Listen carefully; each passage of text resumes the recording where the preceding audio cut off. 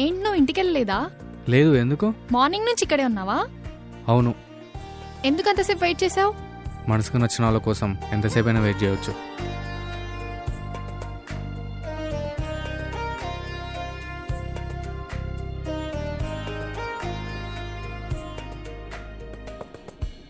One second.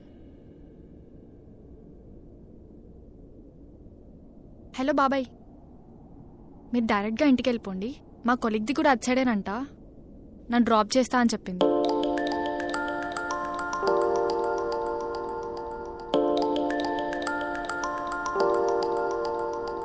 చిలిపి ప్రేమ